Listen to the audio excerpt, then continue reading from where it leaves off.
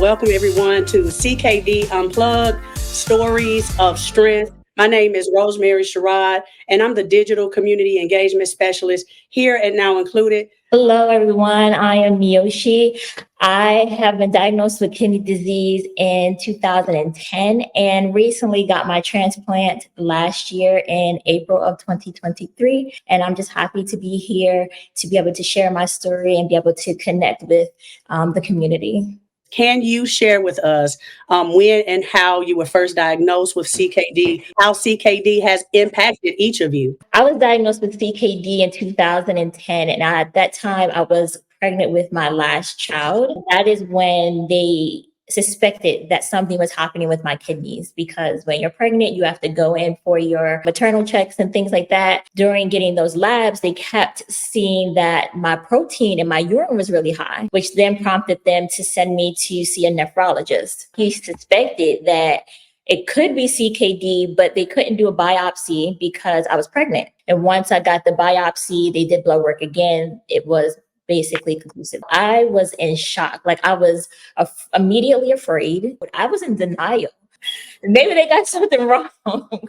Maybe, maybe all of this is going to go away. It was a lot to take in. Initially, I was stage 3, I think 3B when I found out. And I had a really good doctor. Then I moved to Georgia and was locating another doctor I felt that was just pushing me on dialysis. They weren't looking at the whole picture. Like, it was just like, check the boxes, dialysis is next for you. And dialysis is, to me, the most scariest part of knowing that you have CKD, because literally you need that machine to live. It's very terrifying. So just having a good doctor that really cares about you, that takes the time to give you the information that you need, make sure you're advocating for yourself, asking those questions. You just can't let them just, put their own treatment on you. Have you experienced any gaps in the knowledge of, just throughout your going to doctors and your experience in healthcare?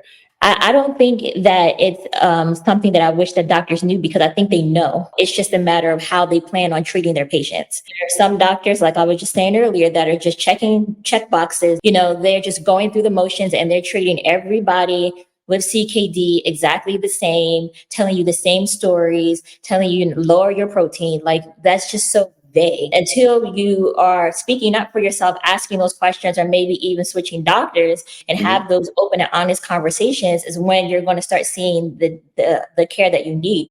Have you ever participated in a clinical trial? Like, have you or Miyoshi, have you all ever been presented with the opportunity to participate in research? I have not been presented with being a part of a clinical trial before. Initially, no, I wouldn't have done it.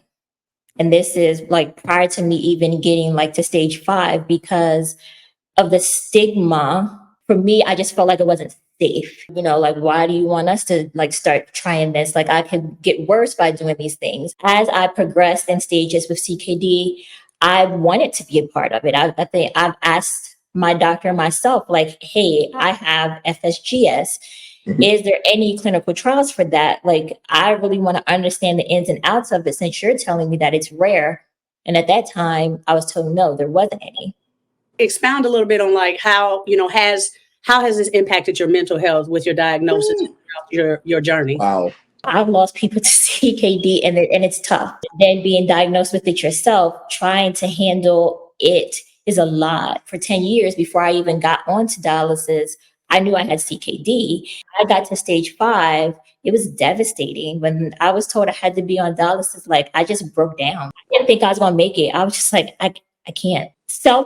Body image, like when you're on peritoneal or hemo, like PD, you have a catheter out, like in your stomach, like it's hanging, like it's there. Are you kidding me? Like, I have this tube hanging out of my stomach, can't go anywhere, and you are like confined. So what message do you all want to convey to others facing similar health challenges that you've had to face?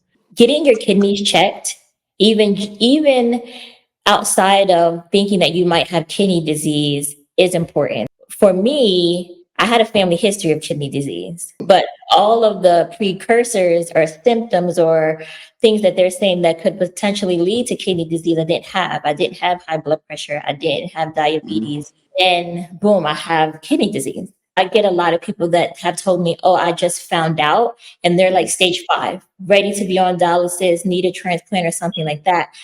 And just going to the doctor for your regular physical, asking them to check your kidneys. You know, if you have a family history, especially, but if you have any of those other high blood pressure, diabetes, lupus, stuff like that, kidney stones, things like that, just to say you're kind of ahead of it and knowing that maybe you can do something ahead of time before you're just hitting stage 5 is hitting you in the face and you're like, what? What do you mean that my kidneys are failing and I need to be on dialysis?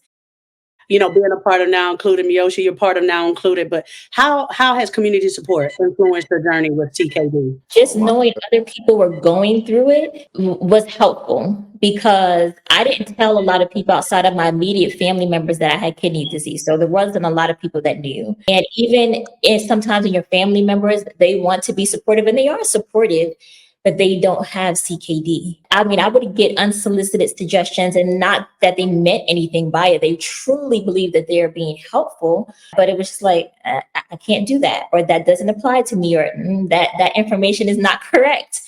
So the community and knowing that other people understand and kind of support and build each other up, learn things that you didn't even know, like, oh, I didn't even know that, you know?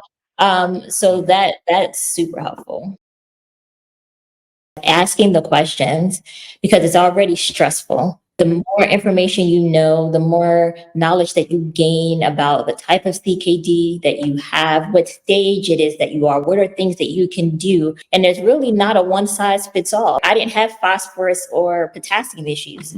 Me eating things with phosphorus and potassium never affected me. You know, having a doctor that's going to refer you to dietitians, knowing what you can eat, because there was times where I would Google it and it would be so overwhelming that I felt like I couldn't eat anything. With like family members, they also need to get the knowledge too, so that they can be a good support system for you, understand what CKD is and what it does. Mentally, sometimes you just can't do it. You want to, you're tired over the littlest thing. You're like napping multiple times a day. So even understanding that point to not say like, oh, you know, you're just making this up, or like, why are you tired again? Like literally, I cannot help it. So my last question is, how do you envision the Now Included community contributing to a broader awareness of understanding CKD? Having it in such a digital platform, it's going to help so many people that they feel comfortable and know that we have a community. Like before I joined social media to talk about my kidney disease, I didn't feel like I had a community, but then my community opened up so wide by being engaged with other people online. Now Included is awesome because it gives people a safe space. It gives people a space to say, oh, I can connect with other people that understand. I can get knowledge and information that I didn't know before. They have an opportunity to do this anytime, anywhere. People feel alone in this, even though you have family member support. If you are the one dealing with CKD, it's so easy to feel like you're the only one going through this. And once you meet that community and get connected with others, you're like, wow, you know, you had the same experiences as me, or, you know, you're feeling the same way that I feel. And it's so refreshing and it's so encouraging to be able to share stories and be able to educate and encourage each other. But all in all, to know that you can get through this.